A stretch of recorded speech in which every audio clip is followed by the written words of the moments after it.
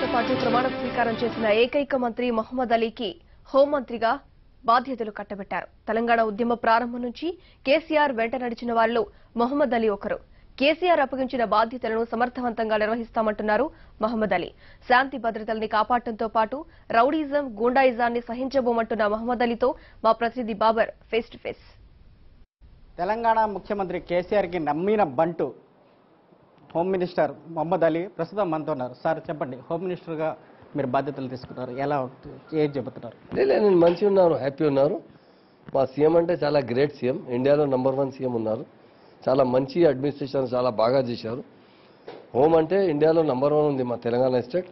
తప్పకుండా మా ఇంతకుముందు హోమ్ మినిస్టర్ గారు నాయన నరసింహారెడ్డి గారు చాలా మంచి పని చేసిన సీఎం అంటే మాకు హోమ్ మినిస్టర్ ఇచ్చినా చాలా థ్యాంక్స్ చెప్తున్నాను సీఎం గారికి.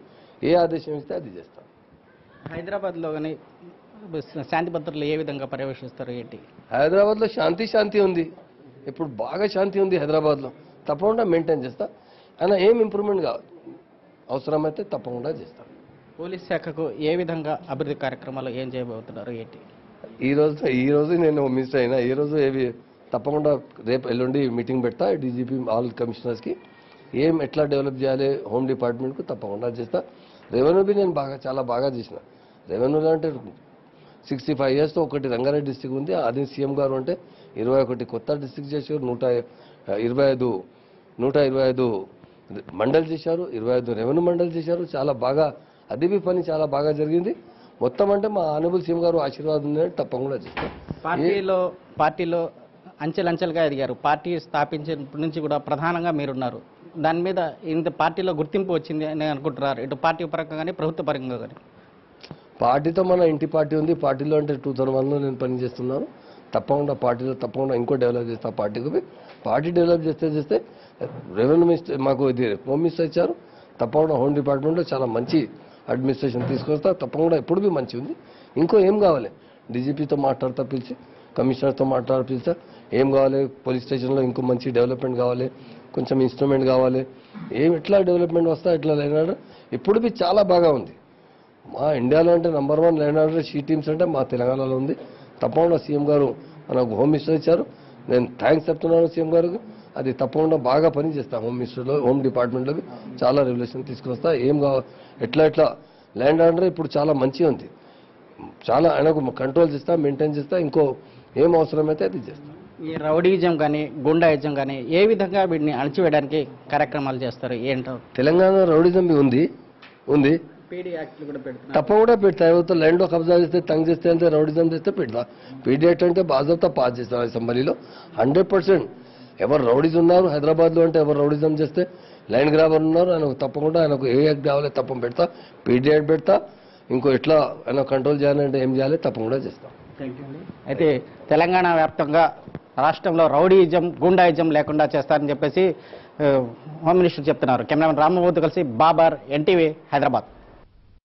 మూడోసారి సత్తుపల్లి నియోజకవర్గానికి ఎమ్మెల్యేగా గెలుపొందిన సండ్ర వెంకట వీరయ్యకు కార్యకర్తలు ఘన స్వాగతం పలికారు. ఖమ్మం జిల్లా సత్తుపల్లిలో ఎమ్మెల్యేగా గెలుపొందిన సండ్ర వెంకట వీరయ్యకు ప్రజాకూటమి నాయకులు, కార్యకర్తలు ఘన స్వాగతం పలుకుతూ భారీ ర్యాలీ నిర్వహించారు. అనంతరం స్థానిక ఫంక్షన్ హాల్లో విజయోత్సవ సభను నిర్వహించారు. 3 సార్లు సత్తుపల్లి ఎమ్మెల్యేగా గెలిచి హ్యాట్రిక్ సాధించిన సండ్ర వెంకట వీరయ్యకు ప్రజాకూటమి నాయకులు సంబాని చంద్రశేఖర్, సిపిఐ, టీడీపీ నాయకులు గజమాలతో సత్కరించారు.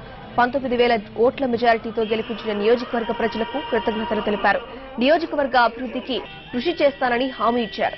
ఎన్ని అవాంతరాలు, కుట్రలు చేసినా ప్రతి కార్యకర్త మొక్కవోని దీక్షతో ప్రచారం చేయడంతో తాను ఈ విజయం సాధించానని తెలిపారు.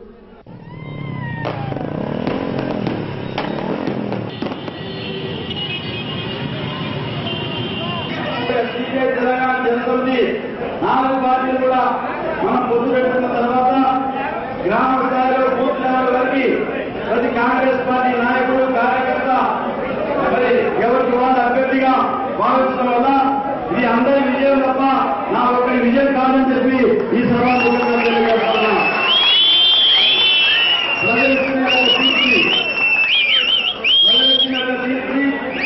ఏమాత్రం కూడా మనం మనసులో పెట్టుకుని ఇద్దరు ఘన విజయాన్ని 19,000 పైగా ఓటుతో మనకిచ్చిన ఈ ఘన విజయాన్ని బాధ్యతగా మన మనసు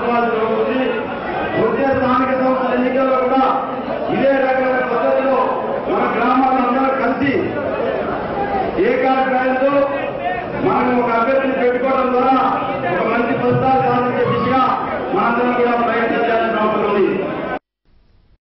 నాగర్ కర్నూలు జిల్లా అచ్చంపేట మాజీ ఎమ్మెల్యే డాక్టర్ వంశీకృష్ణ మొన్న జరిగిన శాసనసభ ఎన్నికల్లో స్వల్ప మెజారిటీతో ఓటమి పాలయ్యారు. ఎన్నికల ఫలితాల అనంతరం ఆయన మొదటిసారిగా అచ్చంపేటకు రావడంతో నియోజకవర్గంలోని వివిధ మండలాలకు చెందిన కాంగ్రెస్ కార్యకర్తలు అభిమానులు పెద్ద ఎత్తున ఆయన ఇంటికి చేరుకున్నారు.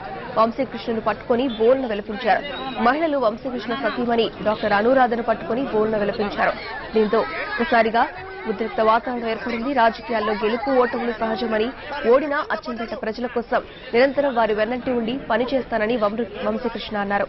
కార్యకర్తల మనోధైర్యంతో ముందుకు సాగాలని ఆయన కోరారు.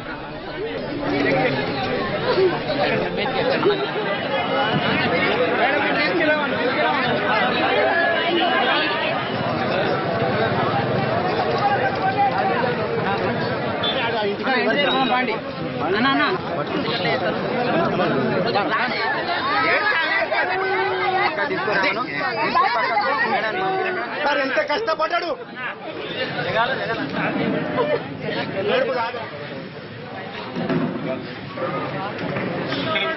కార్యకర్తలందరూ మనోభావాలు గుర్తించుకొని అర్థం చేసుకోవాలనుకుంటున్నారు.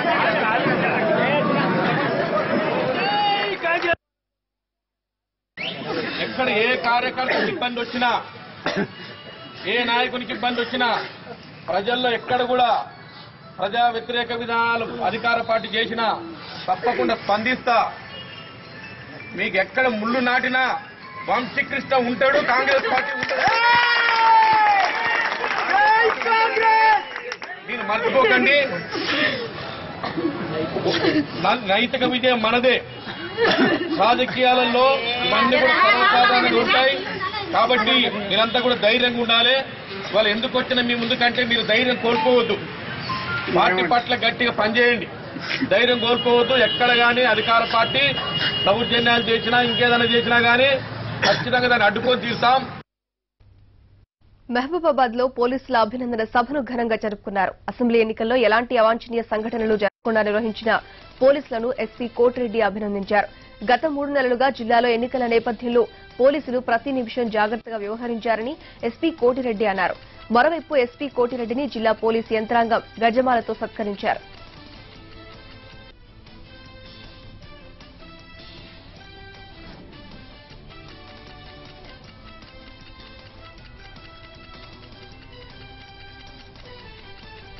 దయచేసి ఓటర్ సైన్స్ కూడా కొంచెం రవి ప్రజలంతా రోడ్ల మీద వచ్చారు, అది చూసి తెచ్చిపోతారని అంటున్నాడు. దయచేసి ఓటర్ సైన్స్ కూడా కొంచెం రవి